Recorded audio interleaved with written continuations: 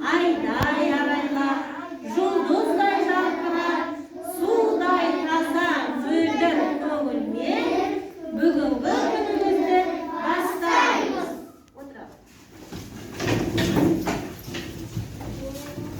Сонымен балалар, бүгін әліппе сабағымызды ары қарай бастаймыз. Балалар, үй тапсырмасы Ғ әріпімізді ары қарай жалғастырып, еске түсіріп оқимыз. Барлығымыз оқулыққа қараймыз. Оған шағала тағала. Келесі Ғ дыбысы қыл дыбысы Ғ дыбысына айналып кетеді дегенбіз, иә? Ал бірінші қатар екеуміз оқимыз. Сіздер соның Ғ дыбысына ауысқанын айтасыздар. Ал айтайық, оқиық біріншісін. Тарағы. Келесі айтамыз. Тауық. Тауығы. Жақсы. Сіздер айтасыздар. Моншағы. Өте жақсы. Ал енді сендерге мына бір сөзді буынға берейінші. Соқым. Бөлейік. Соқым. Ғ дыбысы бар ма? Дұрыс айтады. Екі буын екен, иә? Біз енді бүгін өтеміз сіздермен жаңа сабақ Ж дыбысы. Ж дыбысына келесін балалар. Сөздерді айтайықшы алшы. Жапырақ. Дұрыс айтады. Жылан. Жастық.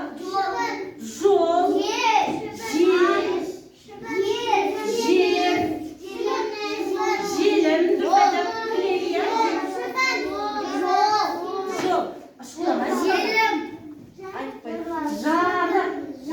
Дұрыс айтады.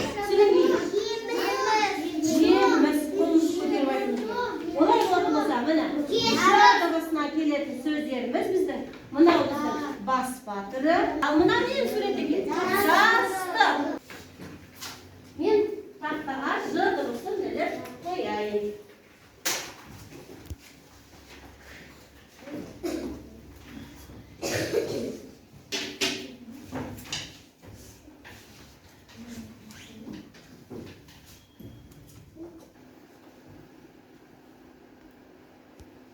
Енді біз назарымызды балалар бейнероликке аударайық. Сәлем қошқа. Қайдан келесің? Егістен балаларыма тамақ әкеле жатырмын. Балалар, қолымыз қандай бір шығынар екен? Біз жетмейік.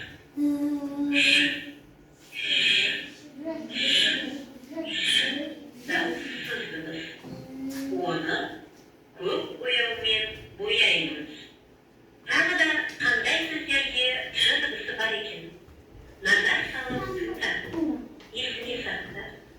Жолбарыс, жылқы, жанат, жылан, жапалақ, жапырақ, жүзік, жігері, жұмыртқа, жүзік, жұлдыз, жол, жаңбыр. Ал суретте қандай әңгіме құрауға болады екен, иә? Ж дыбысы туралы. Тауда шаңғы жарысы өтті. Балалар шаңғы жарысына қатысты.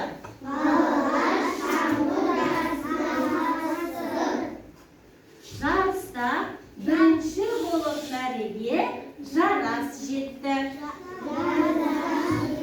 Бірінші болып мәреге жарас жетті. Жақсы. Енді мына жердегі жасырынған сөзіміз қандай екен сөздер балалар? Жалау екен. Енді осы суреттегі сөйлемдерге біраз назар аударайық. Сөйлем неден құралады? Сөздерді не істейміз? Олар немен таңбаланады? Дыбыстармен таңбаланады. Дыбыстарды не істейміз? Естиміз, көреміз, айтамыз, жазамыз. Өте жақсы. Енді бұлай болатын болса, сендерге ермексаздан Ж дыбысын құрастырып келіңдер дегенмін. Мінекей, мына топтың балалары Ж дыбысын құрастырып келген. Өте тамаша, иә, ермек саздан құрастырып келген екен. Дыбысы балалар сонымен алдарында дөңгелеп тұр, иә? Дауысты дыбыс па, жоқ, дауыссыз дыбыс па? Кәдімгі көтерейік, дауыссыз дыбыс болса, бәріміз бірге көтерейікші. Дауыссыз дыбыс. Енді олай болса, бәріміз кітапқа назар саламыз, иә? Ал кітаптағы оқуды оқимыз, жүргізіп оқимыз. Бірінші. Алдымен айтып, жаңағы қобыз сияқты, иә? Жел,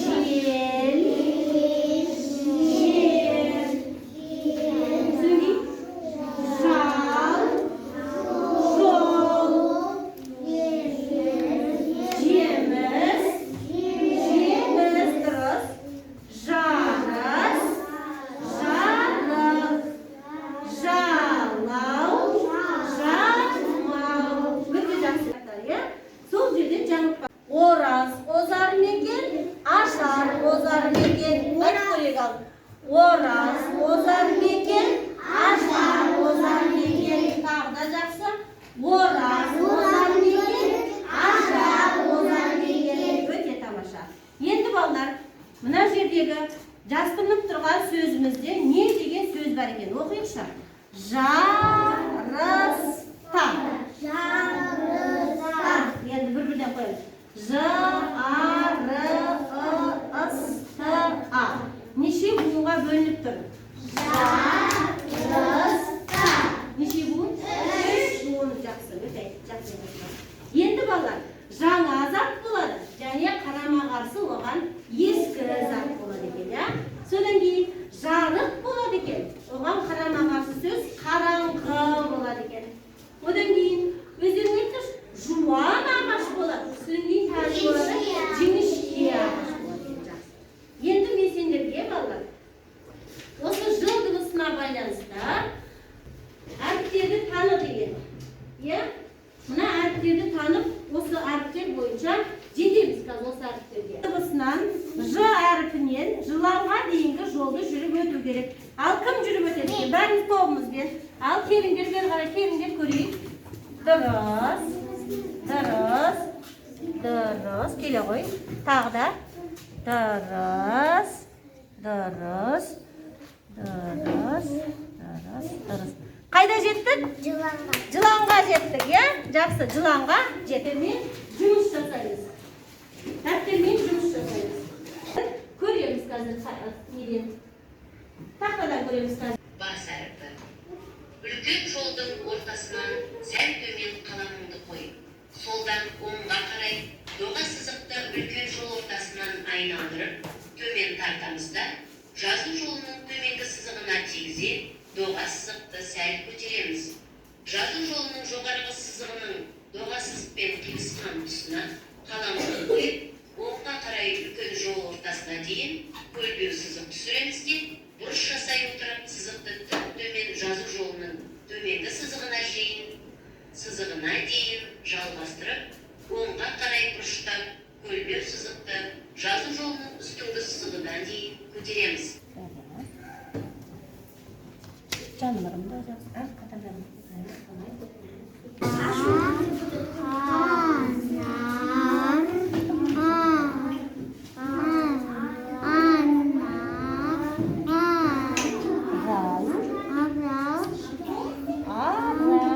Ara, жақсы. Дұрыс. Болды үйрек және кісі деген сөз шықты. Жақсы. Қазір ең соңында осы үкілердің барлығын санаймыз. Қай топ қанша үкі алған? Бізде не жейді? Өткен әріптерге байланысты қазір топтарыңа сөздерді тастаймын. Бұлай жейді. Ал оған таттыламаға. Жақсына жегізе қой балаңды. Келесі ала. Жаңа, дұрыс. Жел деген сөз шықты. Астабаққа байланысты дыбыстық талдау жасаймыз. Алдымен сөзді сәтін жасауына. Алды, алла,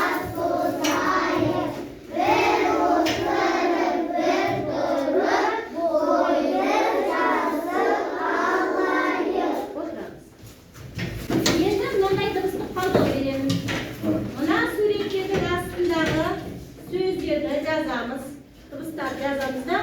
Olarda boyaymiz. Dağısты dыбыс болса қандай түске? Қызыл түске. Дауыссыз дыбыс болса көк түске бояймыз. Сізде не шықты? Мақта. Оқи ғой. Ma dауыссыз, A дауысты, Q дауыссыз, Q дауыссыз, A дауысты. Өте жақсы. Болды балалар. Ал біздің бүгінгі сабағымызға өте жақсы ат салысқан балаларымыз бар екен, иә? Өттік? Дыбысын өттік. Ол дауысты дыбыс па? Дауыссыз дыбыс па? Дауыссыз дыбыс. Ал ж дыбысын айтқанда ол дауысты дыбыстарға қарағанда кедергіге ұшырай ма, жоқ кедергіге ұшырамай ма? Кедергіге ұшырамайды дейді бала, дұрыс па? Ж. Кедергі ұшырайды. Жолбарыс. Айтыңызшы. Жолбарыс. Біз қай дыбысты создық? Жоқ. Сонымен бүгінгі сабағымыздағы қазір мен өзім қастарға барамдағы кім қанша үкі жинаған екен санаймын. 2, 8, мына жақта 8.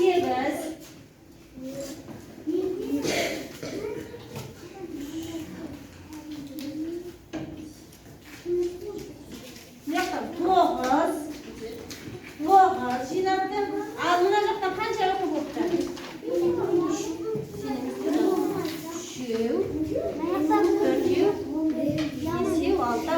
7, 8, 9 ұпай. Мына үшінші қатардан 9 үкі жинады. Ал от шашу. От шашу жақсы. Мына жақтан 8 ұпай жинады. 10 жинады мана. Бұларды не істейміз? Тамаша. Ортаға қоямыз, қолымыз бәріміз. Тамаша. Ал сіздер бізге әлі де